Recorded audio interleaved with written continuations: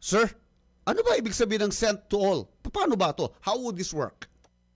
Ganito po, kung matatandaan niyo po Sir Togs, ang dati po ang lahat po ng vote counting machines ay nagpapadala po ng resulta sa isang transparency server na isineta po namin either dito po sa Pope Pius o di po kaya dito sa atin sa may University of Santo Tomas, kung saan lahat po tayo, lahat po ng media entities, dominant majority and minority parties, accredited citizens arm ay kumukuha ng resulta na natanggap direkta mula sa presinto. Sa pagkakataong po ito sa 2025 elections, hindi na po natin kailangang magsama-sama at kumuha ng resulta sa isa dahil bibigyan na po ng COMELEC ng tigi-tigisang servers at tigi-tigisang data centers. Alin po? Kayo po sa ating media, may sarili na po kayo. Ang ating dominant majority and minority party, tigisa po sila. Dalawang accredited citizens arm, tigi-tigisa po sila.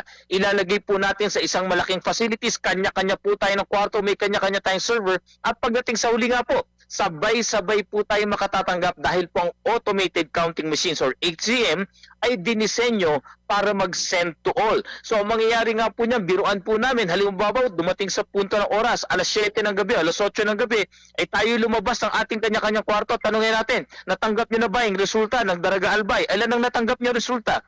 Ilan yung bilang ng boto? Ganyan po ang magiging sistema natin sa 2025 elections. Bukod pa po sa dalawa pang additional na transparency measures. Una, yung pong sa resulta ng COMELEC po doon sa aming server ay naka-mirror po ito sa Department of Information and Communication Technology.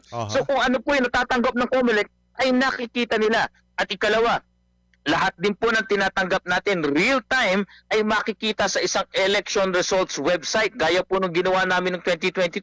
So hindi lamang po tayo kundi po lahat ng kababayan natin sa buong mundo na gustong makita ang lahat ng binabatong resulta pumunta sa website na yan, real time po na ina-update natin yan.